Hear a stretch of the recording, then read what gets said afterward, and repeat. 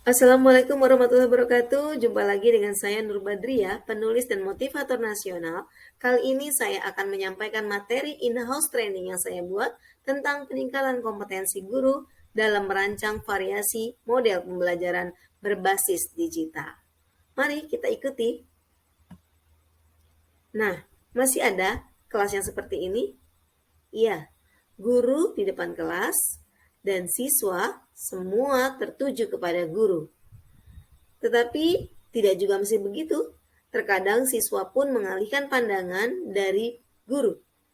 Di sini guru biasanya menggunakan metode ceramah sebagai andalan dan guru menjadi pusat perhatian dan pusat pembelajaran. Nah, kalau masih ada yang seperti ini, berarti kita belum move on. Kita masih cinta dengan pembelajaran ala kadarnya seperti dahulu kala. Mari kita move on. Bagaimana caranya? Nah, seperti ini.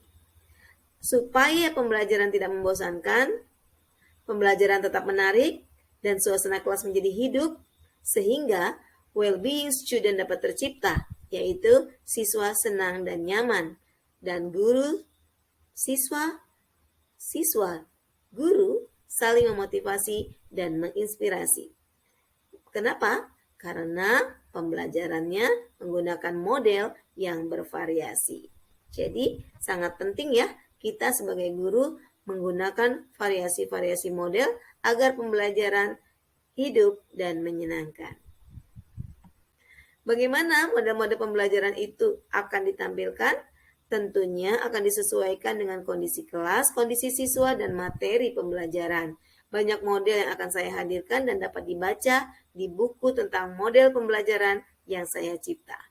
Nah, di sini hanya ada beberapa gambar yang menjelaskan tentang variasi model pembelajaran yang dapat menghidupkan suasana kelas dan menjadikan siswa belajar dengan nyaman atau well-being student.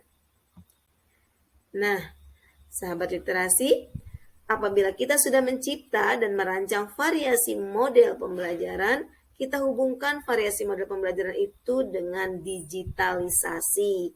Banyak aplikasi-aplikasi yang ada di internet yang dapat kita gunakan untuk mendigitalisasikan model-model pembelajaran yang kita miliki.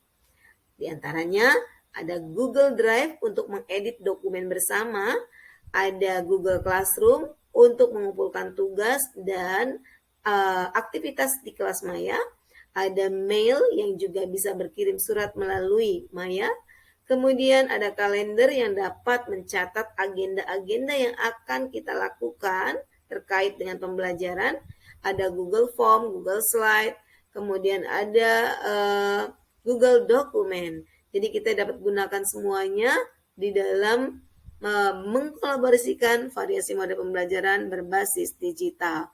Google Dokumen dalam satu ketukan kita dapat berbagi ke seluruh siswa kita dan di sana banyak terintegrasi dengan aplikasi-aplikasi Google lainnya.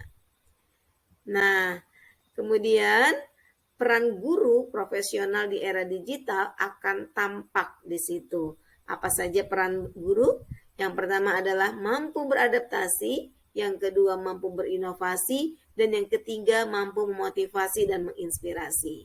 Nah, jadilah guru yang mampu beradaptasi karena kita sebagai digital urban pendatang. Jadi kita tidak mungkin menghalang atau melarang siswa-siswa kita untuk menggunakan gawai. Nah, karenanya kita harus beradaptasi dan menerima perubahan dengan mengarahkan peserta didik untuk menuju situs-situs positif dan terkait dengan pembelajaran. Dan disitulah guru sebagai filter informasi.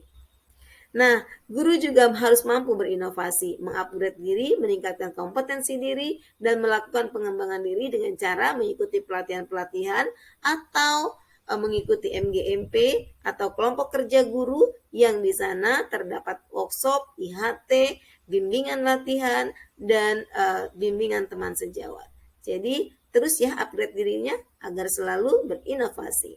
Kemudian yang terakhir di dalam peran guru profesional di era digital adalah guru akhirnya mampu memotivasi dan menginspirasi. Coba, malu kan kalau kita gurunya hanya bisa bicara tapi tidak memiliki karya, dan gurunya hanya memerintahkan tugas kepada siswanya tanpa kita juga tidak memiliki apa-apa. Jadi mulai sekarang guru-gurunya harus berkarya sehingga bisa menginspirasi siswa-siswanya. Kemudian ingat, masa depan milik kita yang berani menghadapi tantangan. Jadi, kalau sahabat literasi Indonesia tidak berani menghadapi tantangan, berarti akan kehilangan masa depan. Tunggu, sekarang atau nanti. Nah, jadi bagaimana caranya? Diferensiasi itulah solusinya.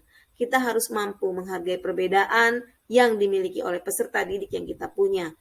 Dan gaya-gaya belajar siswa kita pun beragam. Ada yang bergaya belajar visual, ada gaya belajar auditori, ada gaya belajar kinestetik. Dan karakteristik ini saling melengkapi.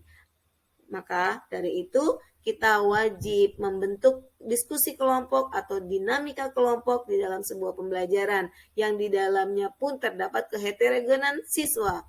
Ada siswa yang mampu menyerap pembelajaran melalui pengamatan visual, menonton video, menyaksikan tayangan-tayangan, tetapi ada juga siswa yang tidak mau menonton, tetapi dia lebih cenderung mendengarkan, menggali informasi melalui pendengarannya, kemudian membaca begitu. Berarti itu masuk ke dalam gaya belajar auditori yang mendengarkan suara-suara. Kemudian ada siswa yang cenderung melakukan perbuatan tanpa ingin menonton, tanpa ingin rame-rame. Itu berarti dia kinestetik. Karenanya mereka yang punya beragam karakteristik kita gabungkan dalam satu kelompok dan kita buat mereka tumbuh saling melengkapi dalam sebuah pembelajaran sehingga pembelajaran itu lebih bermakna dan menyenangkan. Nah, kolaborasi itu penting karena untuk meraih prestasi. Jadi, sebagai guru yang profesional, mari kita tingkatkan pendidikan di era milenial. Guru hebat jika mampu ciptakan lulusan yang bermartabat dan moderat. Terima kasih. Sampai jumpa lagi di pertemuan selanjutnya. Assalamualaikum warahmatullahi wabarakatuh. Salam literasi.